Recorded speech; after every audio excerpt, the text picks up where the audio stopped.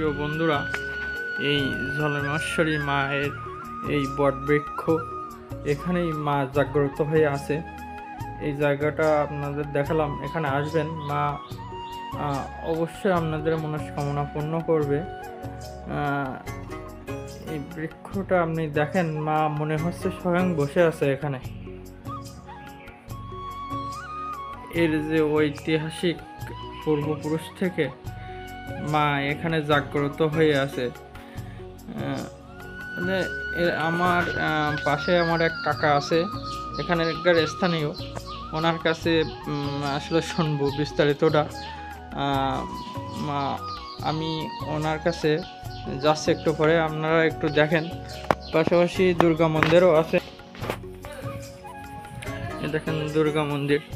আর এখানে ইনি মোটামুটি মন্দিরটা পর্যবেক্ষণ করেন, মন্দিরগুলো দেখাশুনো করে থাকেন। কি অপূর্ব দৃশ্য দেখেন, মা মনে হচ্ছে এখানেই স্বয়ং দাঁড়ায় আছে।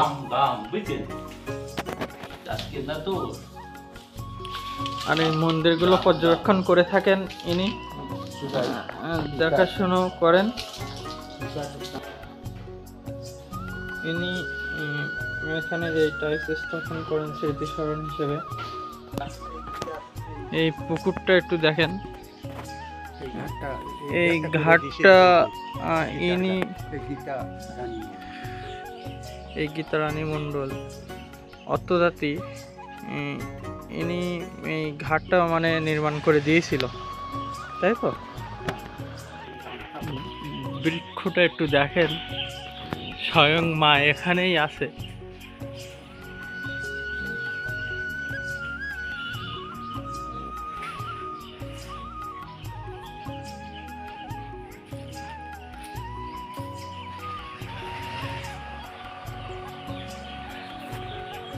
আমার এই কাকা এখানকার স্থানীয়, আসলে এই পুকুর সম্পর্কে, এই দৈবত্ব, এই জায়গা সম্পর্কে, আমাদের ঐতিহ্য একটা জায়গা, এই জায়গা সম্পর্কে এনার কাছ থেকে আসলে শুনবো সব কিছু। কাকা, আমি তো এখানে নতুন আসছি, আসলে দৈবত্ব জায়গাটা দেখে আমার খুব ভালো লাগলো। এই পুকুরের জল তো অত্র এলাকার মানুষ সবাই ব্যবহার করে থাকে এবং পান করে থাকেন, এবং আমি শুনছি এই জল খেয়ে মানুষের মানে কোনো রকম কোনো সমস্যা হয় না, এবং রোগ ব্যাধি থেকে মুক্তি পায়। এবং সে সম্পর্কে আসলে আমি তো জানি না এই পুকুর সম্পর্কে, প্লিজ একটু সবাইকে জানান এই সম্পর্কে। আমি যতদূর যা জানি, বেশি আমাদের পূর্বপুরুষের কাছ থেকে, যারা আজ থেকে 50 বছর 60 বছর আগে যারা চলে গেছে, তারাই যে আমাদের যে দিয়ে গেছে, তথ্য দিয়ে গেছে, সেই তথ্য অনুসারে জানি যে আমাদের এই পুকুরের অনেক ইতিহাস আছে। এই পুকুর থেকে এক সময় এই আমাদের এই অস্ত্র এলাকায় যদি কোনো খরচ বা শ্রাদ্ধ বা ইত্যাদি হতো বা কোনো অনুষ্ঠান হতো, মা ঝলমেশ্বরীর কাছে গলায় কাপড় নিয়ে চাইলে ওখান থেকে থাল, গামলা, কড়াই অনেক কিছু দিত, এবং সেটা পাক পবিত্র হয়ে করতো। কিন্তু দুঃখের বিষয়, এমনই একজনের মনে কেমন জাগার পরে তিনি, সেই একজন মহিলা বেশ বয়স্ক, তিনি একটু লোভ হয়েছিল। উনি একদিন একটা ঝিনুক রেখে দিলি, পরবর্তীতে স্বপ্নে তাকে বলল যে, দেখ, তুই তো মালামাল সব দিছিস, আমার একটা ঝিনুক রয়ে গেছে, ওই ঝিনুকটা আমাকে দিয়ে দে। এই কাজটা কেন করলো? পরবর্তীতে ওই ঝিনুক নিয়ে যায়। তারপরের থেকে নাকি এইটা আমি, যারা পূর্বপুরুষ, আমার যারা ছিল বাপ ঠাকুর দাদারা, তারা আমাদেরকে এই তথ্য দিয়ে যে ওই ঝিনুক নেওয়ার পরে ওই জিনিসগুলো আর পাইনি। তারপরে আমি যতদূর যা জানি অনেক দূর দূরান্ত থেকে আসছে, ভারত থেকে ফিরে এসে আমাদের এই যে পুকুরের জল, হ্যাঁ, এই জল খেয়ে অনেকের বেদিমুক্ত হয়েছে এবং এখানে এসে বহু লোক মানত করে যায়, মানত করে তারা বেদি থেকে মুক্তি পায়। হ্যাঁ, এগুলো আমার স্বচক্ষে দেখা আছে বা আমিও বিশ্বাস করি যে মা ঝলমলেশ্বরী আমাদের সত্যিকারের আমাদের মায়ের মতনই তার আসলে করে আঁকড়ে রাখে। আমরা চাই মরি আমাদের কোনো ব্যাধি বা কোনো সমস্যায় পড়লেই আমরা মায়ের কাছে এসে মাথা নত করি, মায়ের কাছে কাকুতি মিনতি করি, আমরা সত্যি ভক্তিগত হই, মা আমাদের সেই চোখেই দেখে।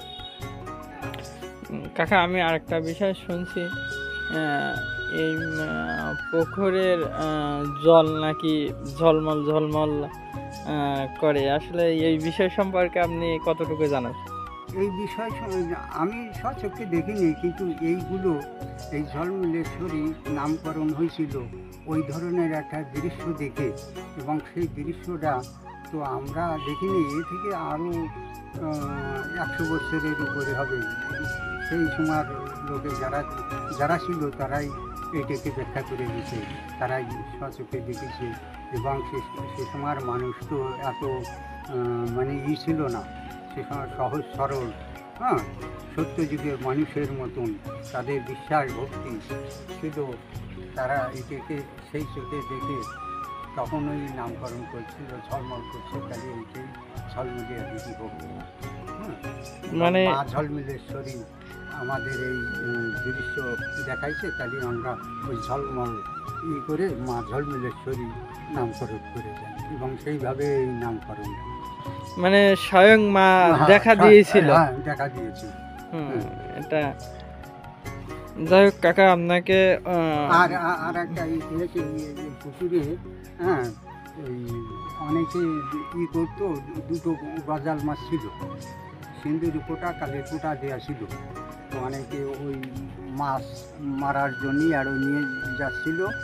তা সেইখানকার আমি শুনেছি, আমার গল্প দিয়ে বলেছে, লোক পেলে ওই মাছ কোপাতে যাচ্ছিল, তখন দেখে যে ওই মাছ ওই পুকুরের মাঝে ভাসছিল। তা 18-20 একটা লোক নিয়ে ওই মাছ কোপাতে যায়। তা যখন কোপাতে যায়, দুটো লোক ছিল, যার হাতে আরও ছিল, ও দেখে যে আস্তে আস্তে যে ওই যে গজাল, ওই গজাল লৌকো ছাড়া এপাশে ওপাশে অনেকই এই যে নাকি দৃশ্যমান দেখে তারা বিরু হয়ে তারপরে ফিরে আসে, এবং সেইখান থেকেই তারা বলে কি যে কুপানো যাবে না, এই মা ঝলমলেশ্বরীর অবদান বা তার কোনো কিছু এইটাকে কোনো রকমই করা যাবে না। তারপর সেখান থেকে তারা চলে আসে। এই সমস্ত ইতিহাস। যাই হোক কাকাকে ধন্যবাদ জানাই বিষয়টা বলার জন্য। আসলে আমি এখানে এসে আমি নিজেই অবাক হয়ে গেছি যে আমাদের একটা পুরানো ঐতিহ্য স্বয়ং ঝলমলেশ্বরী মা এখানে উপস্থিত আছেন, এবং এই পুকুরের জলে এই অত্র এলাকার মানুষ সবাই মানে খান, এবং এই জলটা খালে আপনারা মনে করবেন যে এক অমৃত পান করছি। এই জলের মধ্যে যে স্বাদটা, সে স্বাদটা আপনারা আসলে দেখলে খেলে বুঝতে পারবেন। আসলে আমার স্টেটমেন্টটা মুখের কথায় না, আপনারা নিজেরা স্বয়ং এসে দেখে দর্শন দিয়ে দেখে যাবেন, এইটুকু আপনাদের কাছে আমি অনুরোধ করছি।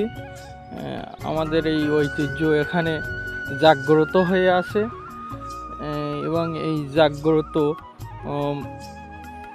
মায়ের পাশে আরও 2টা মন্দির আছে, রাধা গোবিন্দ মন্দির, কালী মন্দির।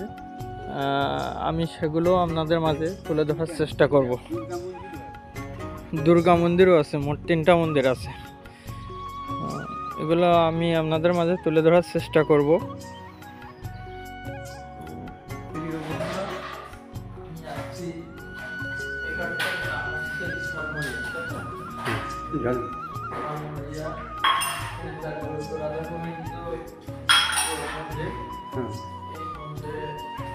হ্যাঁ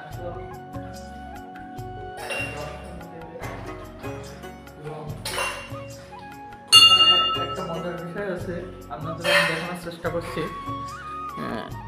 আমাদের দৈব একটা ঐতিহ্য ঝলমলে পুকুর।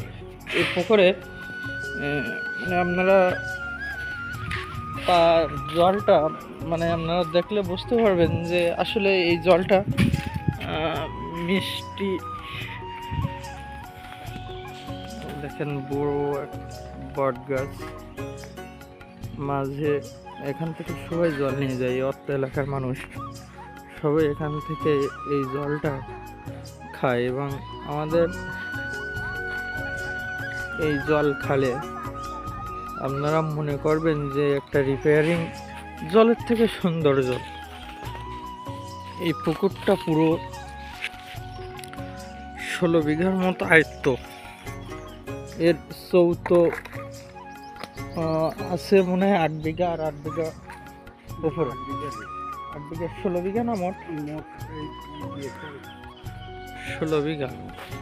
প্রথম মন্দিরটা রাধা গোবিন্দর মন্দির আপনাদের দেখাইছি, এরপরে আমি আপনাদের কালী মন্দির দেখাবো।